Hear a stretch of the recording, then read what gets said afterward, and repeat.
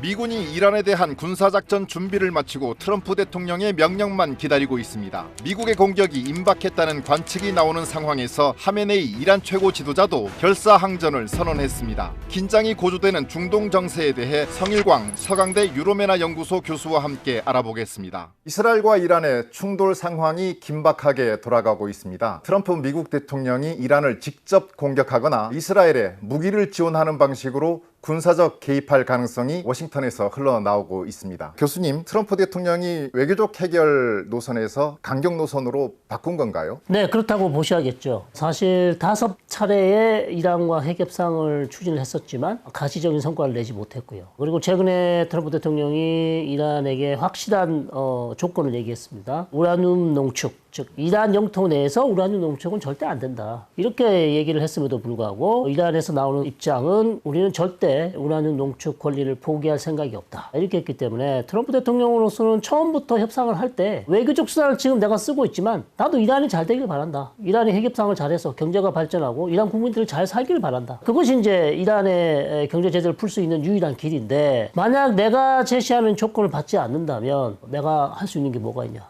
외교적 해법이 안 되면 우리는 군사적 해법으로 갈 수밖에 없다. 여러 차례 경고를 했기 때문에 사실상 트럼프 대통령은 충분한 기회를 줬다. 2달, 4월 12일부터 6월 12일까지 딱 2달의 기회를 줬는데 이란에서 아무런 변화의 움직임을 보이지 않자 결국 군사적 수단을 쓰기로 이스라엘이 그것을 또 강력하게 요구를 했고요. 결국 트럼프 대통령은 거기에 승인만 한 것뿐이죠. 그런데 그 트럼프 대통령은 다른 나라 전쟁에 개입하는 걸 싫어하잖아요. 우크라이나에도 이제 빨리 전쟁 끊으라 그런 식의 압박을 넣은 적도 있고요. 그런데도 군사적 개입하겠다 이렇게 나오는 강경 노선으로 이제 바꾸는 이유를 조금 더 설명을 해주시겠습니까? 네, 트럼프 대통령은 처음부터 나는 전쟁을 싫어한다. 중동의 평화를 가져오겠다. 중동뿐만 아니라 전 세계의 평화를 가져오겠다고 여러 차례 얘기를 했습니다만, 본인이 백악관에 입성하고 나서 실제로 전쟁을 끝낸 것은 이스라엘과 헤즈볼라의 전쟁 말고는 없습니다. 가자 지구 전쟁이 아직 안 끝났죠. 그럼 군사적 수단을 나는 쓰기 싫어한다. 왜? 돈이 많이 들기 때문에. 그러면 후티 공격 안 했나요? 후티에 대한 대대적인 공습을 했습니다. 이건 바이든 때보다 훨씬 강도가 높은 수준의 공격이었고 결국 후티를 잡았습니다. 미국이나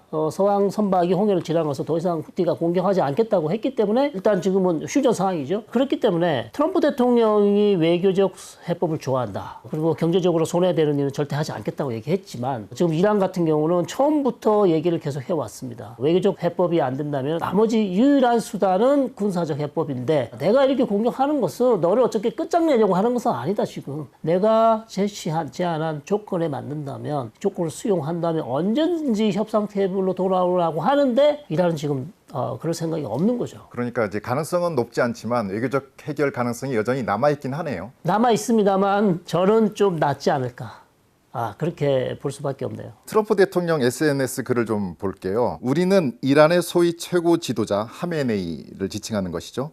어디에 숨어 있는지 정확히 알고 있다. 그는 쉬운 표적이지만 거기서 안전하다. 우리는 적어도 지금은 그를 제거하지 않을 것이다. 또 다른 SNS 글도 있는데요. 무조건 항복하라. 사실상 최후 통첩을 날린 거라고 볼 수 있잖아요. 지금 이란 혁명수비대와 이란 군 장성들 포함해서 20여 명이 사망했습니다. 하메네이도 충분히 암살을 할 수 있었지만 트럼프 대통령이 그걸 승인을 안 해줬죠. 미국과 이스라엘은 지금 하메네이 은신처를 다 알고 있다는 얘기고, 얼마든지 우리가 마음만 먹으면 잡을 수 있다고 얘기하는 것은 빨리 항복하라는 것이죠. 적어도 지금은 그를 제거하지 않을 것이다 라고는 했지만은 이 말은 또 뒤집어서 생각해 보면 정권 교체를 할 수도 있다, 이런 협박으로도 들립니다. 예, 그렇습니다. 지금은 적어도 공격하지 않겠다고 했지만 마음이 바뀌면, 그리고 하메네이의 입장 변화가 없으면 결국 우리는 제거에 들어갈 수도 있다. 미국이 중동에 덫에 빨려 들어가서 거기서 헤매게 되는 그런 안 좋은 시나리오도 걱정하지 않을까요?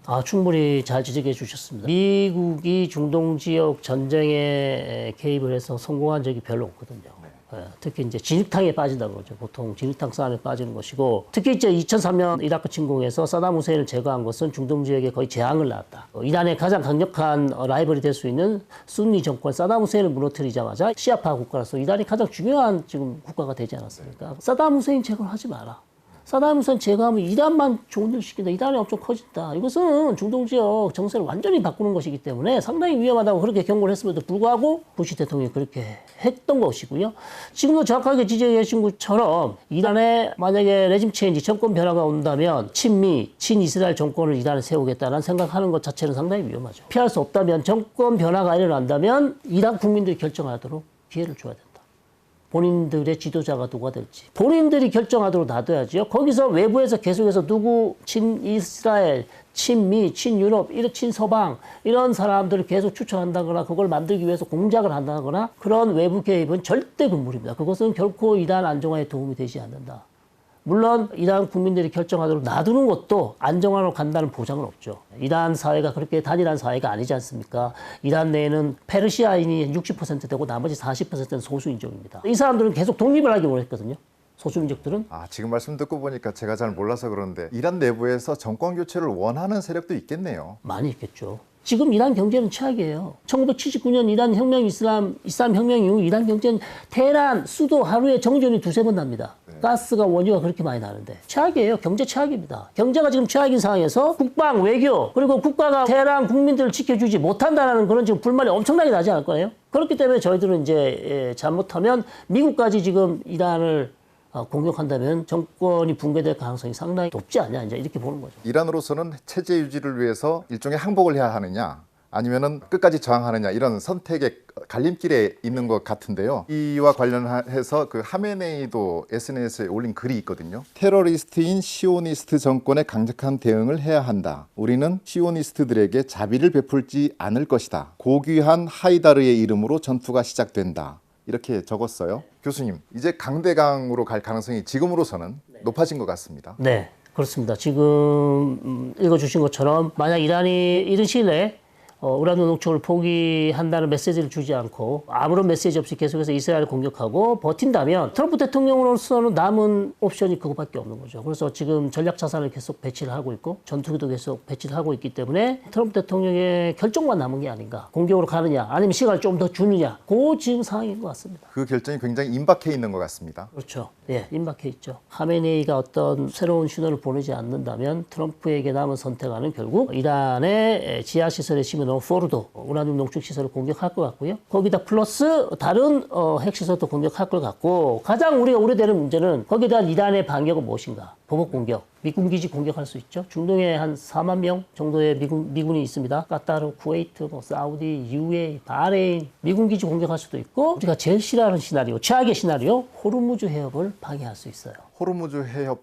그 봉쇄는 지금까지 한 번도 없었죠. 실제로 이루어진 적은 없는데 없습니다. 네. 그게 그 가장 큰 카드일 수도 있잖아요. 있죠. 왜냐하면 전 세계 뭐 가스나 물류망의 뭐 절반 이상들이 다 글로 지나가고 특히 한국에는 우리의 원유나 가스 70%를 중동에서 가져오고 거기 지나야 되거든요. 그리고 홍해도 지나서 수에즈운하로 가야 되고 물류망에도 문제죠. 유럽으로 수출하는 포인트들이 다 글로 가야 되는 것이고. 그렇다면 이건 우리뿐만의 문제가 아니라 전 세계적인 엄청난 파장을 불러올 가능성이 높습니다. 그렇게 되면 유가는 뭐 상상하지 못할 수준으로 올라갈 수도 있고 또 거기에 대해서 그러면 미국이 가만히 있겠습니까? 거기에 대한 군사적 작전을 할 수도 있는 거고 군사적 수단을 쓸 거기 때문에 상황은 거의 뭐 최악으로 갈 수 있다는 거죠. 한 번도 그런 적은 없으나 항상 중동 문제가 발생하면 이란이 들고 있는 카드가 그 카드거든요. 써보지 않은 카드예요. 근데 써보지 않았으니까 뭐 또 쓰겠어 할 수 있습니다만 자 2023년부터 중동에서요. 한 번도 일어나지 않은 일이 계속 일어나고 있습니다. 연쇄적으로. 작년에 이스라엘과 이란이 2차례 본토 공격하는 한 번도 있지 않은 일이 일어났죠. 지금 이스라엘이 이란을 저렇게 쑥대밭으로 만드는 한 번도 일어나지 않은 일들이 계속해서 줄줄이 일어나고 있어요. 그래서 저는 걱정이 더 됩니다. 이스라엘의 공격도 지금 치욕적이고 수모스러운데 미국까지 이란의 핵시설을 다시 때린다면 도대체 이란이 할 수 있는 게 뭐가 있겠냐. 최악의 발악이라고 할 수 있겠죠. 더 이상 내가 어차피 이래도 죽고 저래도 죽는 상황에서 나만 죽을 수 없다. 그리고 이란이 주변 걸프 국가들의 정유시설을 때린다는 얘기를 여러 차례 했습니다. 호르무즈 해협은 잘 안 했지만. 그래서 아주 최악의 경우의 수가 남아있기 때문에 가능성은 낮지만 그래도 긴장을 하시고 좀 지켜봐야 될 것 같습니다. 이번 사태의 배경 네타냐후 총리가 직접 밝힌 게 있어요. 첫째는 핵 프로그램 제거, 둘째는 탄도미사일 생산 역량 제거, 셋째는 테러의 축, 그러니까 하마스나 헤즈볼라를 제거하는 것이라고 했습니다. 미국이나 이스라엘이 보기에는 이란의 핵 공격이 그만큼 위협적이라는 건가요?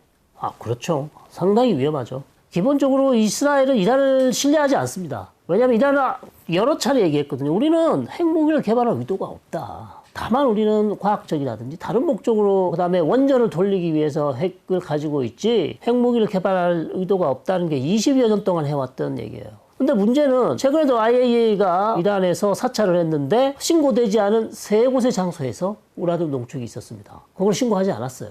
자, 이런 거는 이제 IAEA나 NPT 가이드라인을 위반한 거죠. 자, 그런 의심이 드는 거고. 그 다음에 이스라엘은 최근 이란을 공격한 여러 가지 이유 중에 하나가 이란이 최근 다시 핵무기로 가려고 하는 그런 의도를 보였다. 뭐 핵시험을 한다든지 아니면 핵무기 제조에 필요한 다른 시설, 장치들을 만들려고 하는 정황을 포착을 했다고 했어요. 이스라엘로서는 가장 큰 문제고, 특히 이스라엘은 이란이 핵무기를 가지는 것을 가장 싫어하는 국가 중에 하나죠. 이스라엘로서는 더 이상 이란이 핵무기로 가는 시간을 벌어줄 시점이 아니다. 이란이 이미 오래전부터 핵문투 국가지 않습니까? 마음만 먹으면 수준의 핵탄두를 만들 수 있는 그런 기술과 물질을 다 가지고 있습니다. 자, 그런 상황에서 계속해서 핵 협상에서 추가적인 우라늄 농축을 포기하지 않고 계속해서 그 권리를 지키면서 미국과 어떻게 계속 시간을 벌어보겠다는 그런 전략이었거든요. 자, 거기에 대해서 이스라엘은 반발했을 거고 트럼프 대통령에게 당연히 그랬겠죠. 이란의 전략은 확실하다. 3.67% 그 이상 정도에서 권리를 가지고 계속해서 비밀리에 아니면 국제사회를 속이고 우라늄 농축을 할 것이고 결국은 그것은 핵무기 개발로 갈 수밖에 없다. 이제는 결정을 해야 될 순간이 왔다라고 이제 설득을 했을 것이고 트럼프 대통령은 내 임기 내에 이란의 핵무기를 개발한다는 것은 최악이거든요. 역사적으로도 최악의 대통령이 남을 수 있어요. 오바마도 그러지 않았고 다 안 그랬는데 그런데 협상하는 중에 이란이 브레이크타임에서 넘어가 버리면 트럼프 대통령으로서 상당히 치욕적이죠. 그런 상황에서 아마 결단을 한 것 같습니다. 네타냐후는 좀 거침없이 지금 나아가는 분위기이고 트럼프는 좀 끌려가는 분위기가 좀 감지가 되거든요. 두 스트롱맨이라고 하면 스트롱맨들의 어떤 관계 어떻게 볼 수 있을까요? 협상을 시작했을 때가 4월 12일입니다. 이미 이때부터 나타냐후 총리는 트럼프 대통령에게 협상에 별 의미가 없을 것이다. 그러나 우리는 협상이 계속 진행되는 중에는 절대 방해하지 않겠다. 나타냐후 그렇게 약속을 했었고 실제로 그걸 지켰어요. 실제로 5차 회동까지는 지켰죠. 5차 회동까지는 지켰으나 6차 회동을 앞두고 사실상 이게 다 어그러졌죠. 예.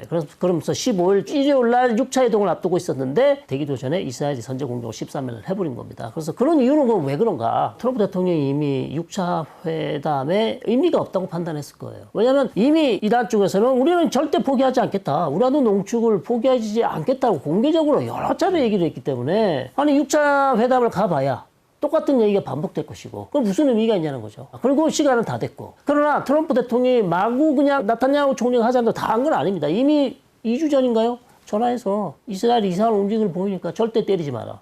내가 아직 협상을 하고 있다. 협상이 잘 될 수 있다. 협상 중에는 절대 방해하지 마라. 여러 차례 경고를 했습니다. 100% 끌려가지는 않았고요. 저는 트럼프와 나타냐후의 공통의 이익이 맞아떨어졌다. 이렇게 보는 거죠. 근데 핵 협상 중에 네. 기습 공격을 한 거지 않습니까? 이스라엘이. 그러면 이제 트럼프 입장에서는 기분이 나쁠 만도 한데 네. 기분 나쁘다는 반응은 없어요. 없어요. 그러니까 그거는 저는 확실한 게 이미 6차 회담을 안 하려고 마음을 먹었고요. 6차 회동을 하겠다고 한 것은 이란을 속이기 위한 전술이었죠. 기습 공격을 위한 전술이었고 이미 트럼프와 나타냐후는 13일 전에 최소 3, 4일 전에 길게는 5일 전에 이란을 공격하기로 마음을 먹었어요. 그리고 계속해서 나타냐후 총리가 이제 나 여름 휴가 간다는 얘기 흘리고요. 오만에서 6차 회동이 있을 것이다. 그리고 트럼프 대통령이 또 트위터를 씁니다. 협상은 계속 할 거야. 협상으로 풀 수 있어.